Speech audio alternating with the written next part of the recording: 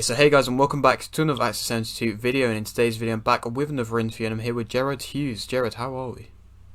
I'm all good, mate. How's yourself? I'm great, thank you. Thank you very much for coming on the channel. No problem at all, mate. No problem. And so am I right in saying you're a 25-year-old super bantamweight who's 1-0? Yes. Yes. Alright. Yeah. Great, okay. Well, if you are new around here and you haven't subscribed, please do so. Like the video if you do need like video, and let's get straight into it. So, the question which I always like to start off with, why did you start boxing? I got into boxing, mate, because I wasn't really into much of the sports. In Ireland, there's a big sort of sport here called Gaelic, Gaelic hurling and Gaelic football. And most people go into that. I didn't really go into it. I didn't have much interest. I was in when I was really young. I was in karate for a while, and then I think I wanted to get punched in the face. So then I moved on to boxing, and I've been there since I've been about 10, 11.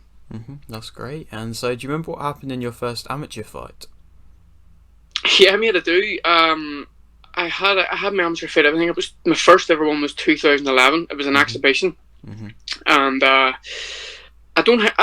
be honest, I don't think I done much sparring for it because I remember getting in the ring and my nose just bust open. So it did. I actually think I think it was like, it was an exhibition, but it looked like I must have looked like I got battered because my nose just went, and I actually suffered with it for quite a few years after. Just my nose wouldn't hold up the punches, but obviously I'm well, it's got a bit better now. But I at my first fight went in, and I think the first jab he hit me, the nose went. It looked like a bloodbath. That's rough. And so I mean, after you've kind of went past that period of your nose kind of struggling, how well did you end up doing in the amateurs? What was your biggest achievement? Is the question. I won a national title in 2020, mate. And then obviously COVID, the pandemic hit. I went away and stuff and fought in England and Jersey, and I was towards sort of maybe the last 4 or 5 years. I done quite decent in the amateurs, like I did. That's great. And so how many amateur fights did you end up racking up? I racked in, mate, overall probably about 30, 40, all in, like. I had a load of exhibitions. I'd boxed for a club, and they weren't really putting me in for fights, but I had exhibitions, so I made at about 30 or 40 fights. That's great. And so why did you end up turning professional when you did? I'd moved amateur clubs to a club called Glen, and the coach there, he coaches pros, D, and I wasn't doing the amateur sessions. I was doing the pro sessions, and then it just all sort of came together that we sort of had a chat, and that was maybe about, I'd say, January, February, and from then on in, I worked on getting the license and stuff, and then I linked up with my manager, and that was it. We turned pro. Definitely. And well, so far in the professional game, you're doing very well. You got the 1-0, and so how well do you think you performed in your debut? Yeah, mate. I think for he was tough, so I performed well. In the first round, I hurt my right hand, my knuckle. Again, obviously, just getting used to the smaller gloves and the wraps and stuff. So the last 3 rounds, mate, I sort of really only threw a left hook and a jab. Do you know what I mean? I sort of won the last 3 rounds throwing a jab and a left hook. So yeah, I mean, I've done well.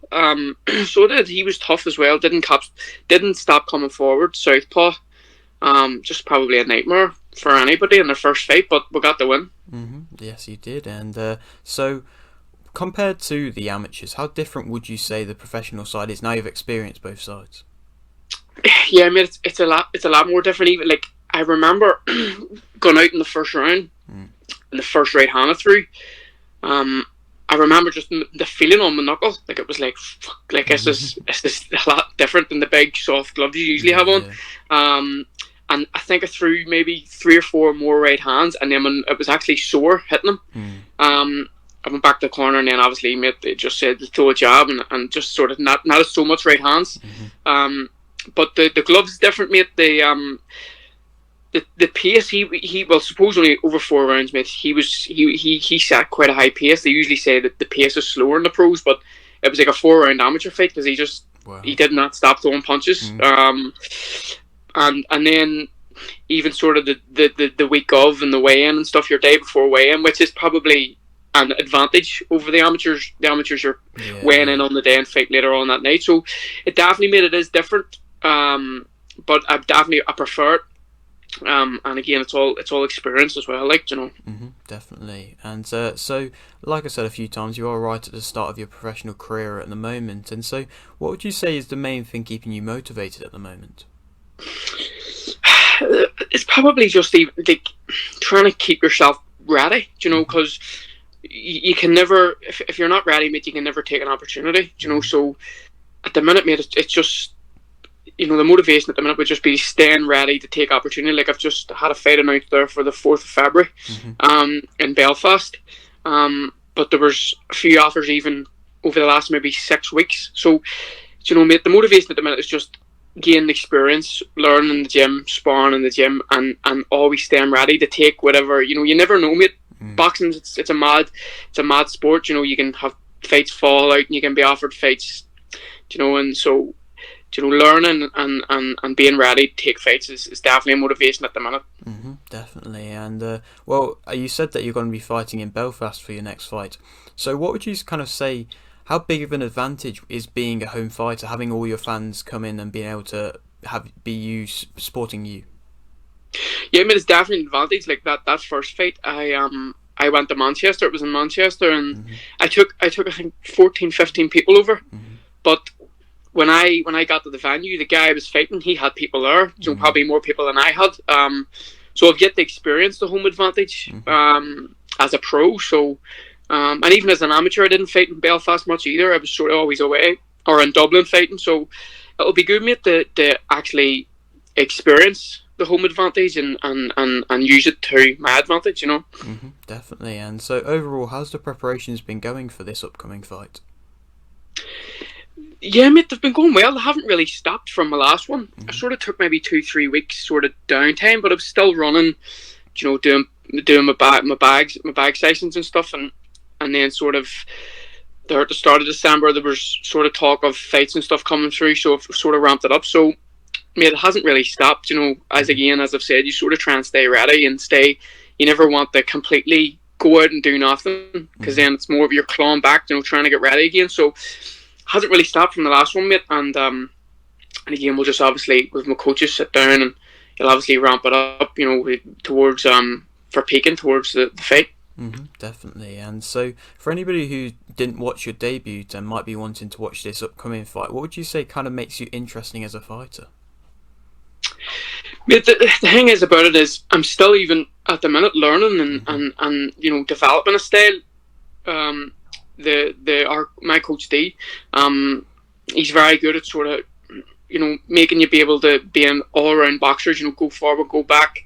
Like that guy, McGuire, you know, I was able to go on the back foot and box him whenever my right hand went. So you always have to be able to be a universal boxer, mate, and go forward, go back. So I hope that in this fight to show that I can go forward, because a lot of people's probably watching the last fight and thinking I'm a boxer, just an all-out boxer. So in this fight, I hope to go forward and put the pressure on. And again, you know, realistically, mate, whatever it takes to win the fight, you're going to do that. You know, if you need to go back and box, you'll do it. If you go forward, you'll do it. So you know, like an all-round, you always want to be an all-rounder. You don't ever want to come unstuck, you know, only being able to box one way. So, you know. Definitely. And so, like I've said many a time, you're right at the very start of your career, but how far do you believe you can go in the sport? So, mate, you wouldn't get in it if you didn't think you'd go far. But you have to do, mate. But again, you have to put the work in, and you have to keep getting the experience and staying in the gym. And again, there's a guy in our gym, mate, Paddy McCrory. He's the IBO world champion, and mate, having somebody like that in the gym only motivates the rest of us to see where you can go if you keep training, and especially, you know, because he's came from our gym, it shows what our gym can reduce. So, so mate, you keep training, you stay in the gym, you gain your experience, and you go wherever you go. Do you know what I mean? You keep getting the wins, and you keep taking the fights, and see where you go from there. Definitely. Okay, well, I'll leave with this final question, which I always like to ask. You've got a little bit of a platform here. Would you like to shout anything out? Yes, mate, all my sponsors. I'm well sponsored. I have a great team of sponsors that sort of help me through fight camps and stuff, and then my coach D, he's a big help to all of us, not just me. He is a squad there, a good squad of fighters, and without him, really, there's about 5-6 of us there. Where would we go? So a big shout out to my sponsors and my coach. That's great. Okay, well, thank you very much for doing this interview, mate. No problem at all, mate. No problem. And maybe a little bit further along down the line, we can come back and do another one. Definitely, mate. 100%. Great. Okay. Well, if you are new around here and you haven't subscribed, please do so. Like the video if you do need like the video, and thanks for